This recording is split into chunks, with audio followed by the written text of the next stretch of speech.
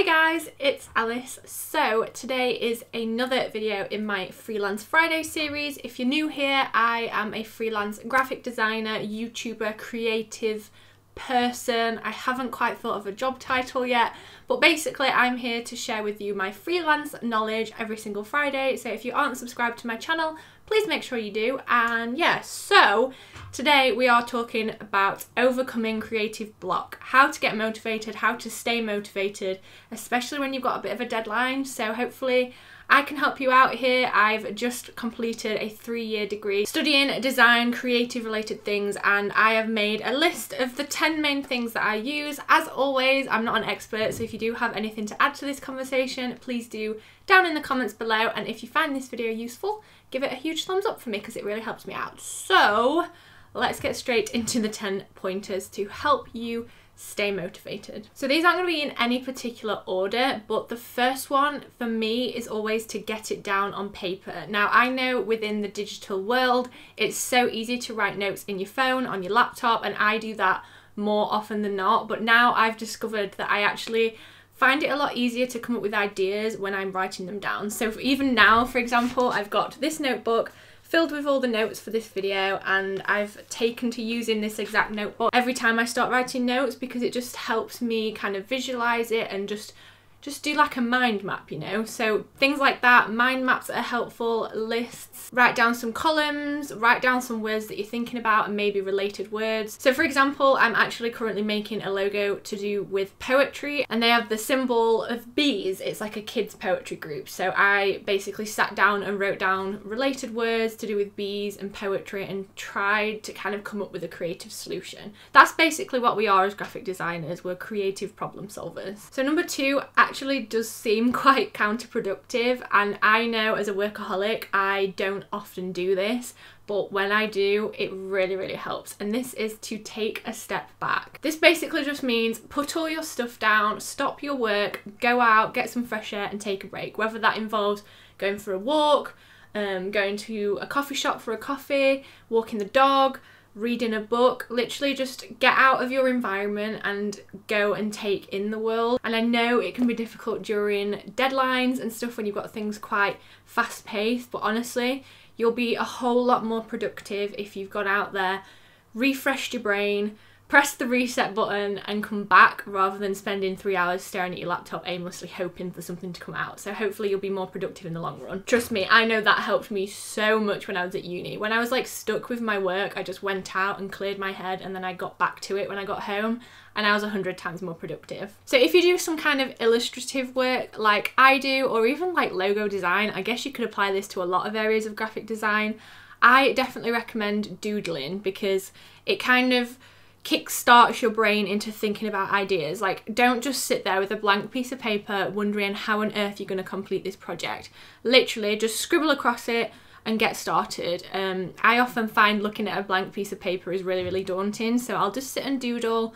Even just like while I'm watching TV, I'll kind of have my project in mind and I'll sit and doodle some ideas, and because I'm not putting that pressure on myself, I'm like allowing my creativity to flow rather than worrying about the deadline itself, if that makes any sense. I mean, it's hard to explain, but I just like to kind of sit and do the world's worst doodles in the world, and then usually once I've found one that I particularly like, I'll do a few different versions of that, and then eventually we should have something that kind of solves the creative problem. Hopefully you'll be able to see examples of this soon, because I'm actually doing a little series where you can follow me along when I create logos. So in the near future, you'll be able to see how I go about the doodling process as well. So number 4, that was 8, number 4 is to change your working environment. So whether that be just change the room you sat in. For example, this is my office and I work the majority of my time in here, but it does get quite boring and just stale. I get a little bit of cabin fever, so sometimes I will go and sit downstairs,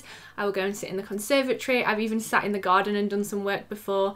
Or if you are working from an office in like a town or whatever, you can go out to a coffee shop, take your break, get a drink and just get some new surroundings. You'll often feel a little bit more refreshed, and I just feel, I don't know, somehow it just gives me more motivation just being able to change up my scenery, so definitely pay that in mind. I found at uni I used to live sleep, eat everything in my bedroom, and it was so bad for me. So then I realised that and started to do my work in different areas. Number 5 is one I love doing and I really should make more time for it, as should everyone, and that is to try different creative outlets. So let's say you specialise in logo design, but you've always had a little bit of interest in like printmaking and watercolours or photography. Well, what I say is use your spare time well and make that time to explore something new. So if you're a creative person, which I'm presuming you are if you're watching this video, go and explore that passion, because you don't just want to focus your whole time doing that one thing, because it does get stale no matter how much you love it. If you do something too much, it kind of loses its thrill. So kind of spread yourself out a little bit, try some new things, dedicate a couple of hours a week just to do something new, whether it be like knitting, reading, going for walks, like I said. Just try something different and kind of direct your creativity somewhere else, and then hopefully when you do come back to your project and your actual work stuff, you'll be more refreshed and you'll have that creative spark back. Number 6 is super important, and this is to take some you time. So this kind of links in with what I said earlier on of like taking a break, but this is literally just some time for yourself. This is no phones, no emails, no laptops, nothing. Go out with your friends, don't put too much pressure on yourself and let yourself have fun. Life is all about living, and you don't want to spend your entire days cooped up in an office. So if you get a chance to go out for lunch with your friend and you're working as a freelancer but you feel like you should be doing some work, you can do that work anytime, but there's only that one chance to go out with that friend. So definitely try and give yourself a break. I'm so bad at working myself too hard, and I'm trying to learn, I'm trying to teach myself. But yeah, it just helps refresh yourself, get some things off your chest, and obviously you get a nice meal out of it if you're going for lunch, so yeah. Number 7 is also kind of linked in with that, I guess, giving yourself a little bit of a break, and this is to sleep on it. So if you've been sat at your desk working for 6 hours on a project and you kind of hit a wall, or you just don't know where to progress with it, or you think you don't like it anymore, you've kind of hit that block, and I'm sure you've experienced that because I have so many times. Basically, sleep on it. And this was something that one of my lecturers at university actually told me. He was a professional designer as well, and he always said that you're going to end up looking at something for too long that you just can't process it anymore. So he literally told us to leave it, go to sleep, and come back to it the next day with a fresh pair of eyes. And until you've tried it, you kind of don't realise how helpful this is. But I definitely started doing this in uni, and it refreshes your brain and you've had time to recharge. I don't know what it does, but sleeping on it and coming back to it with a fresh pair of eyes honestly helped me out so much at uni, because rather than me staying up till 2-3 a.m. fretting about this work that I needed to do, I kind of decided to leave it, close my laptop, watch some Netflix, and I woke up the next morning and I had this miraculous idea and I managed to get it done. So the next one is to make time for passion projects, and I suppose I should have linked this in with the one previously about trying different creative paths. Oops. But do that project that you've always wanted to try but you haven't done it. So for me, it was kind of making merch. So merchandise for me doesn't make a whole lot of income, like it doesn't make up for a very big percentage of what I earn, but I just love doing it so much, and I love seeing people using my merch and wearing my merch and tweeting about my merch. I just absolutely love it. So for me, that's more of a passion project rather than an income thing. So if there's something that you absolutely love that you don't do enough of, do it, because I don't know about you guys, but I kind of started off YouTube and graphic design as a hobby, and it kind of turned into my job, so then that kind of left me without a hobby. So now I like to consider a few different things my hobby, and definitely recommend that to you guys. So if you want to take up selling on Etsy or something on the side that has less pressure and just is a nice creative outlook for you, definitely recommend. And the main thing is it doesn't generally feel like work because it is a passion project and you do love it that much, so it's just like a bonus. We're on the penultimate one, guys, we're nearly there. Thanks for sticking by me.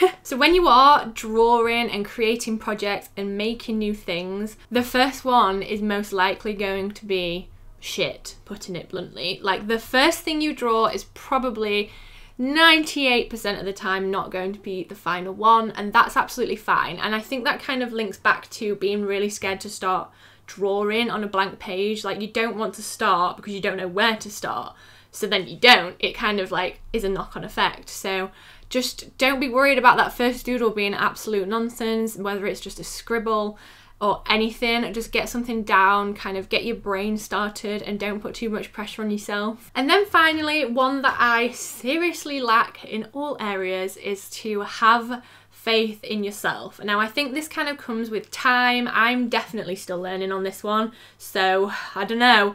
Let me know if you've got any tips, but just have faith in what you can do. Trust that you are good at what you do and that you can practice and you can get better and you do have a passion for it. What I like to do is look back at my old work, because you kind of don't realise that you're growing, but then when you go back and compare it to something you did a couple of years ago, you'll realise you have actually grown and expanded your knowledge and your expertise in the area. And yeah, in general, just have faith in yourself. Like, just believe in it. Continue doing what you love, and eventually people will pick up on that. People will love to see your work. They will love to help you collaborate and help you earn and work, and hopefully it all works out. That's what we're all hoping as freelancers, right? But yeah, that is my 10 points on how to overcome creative block. Definitely leave your comments below if you have any tips that you've tried. And yeah, I guess that's now time for us to put into practice. Let me know if any of these ideas work for you. If they do, thumbs up this video, subscribe for next week's Freelance Friday video, and I'll see you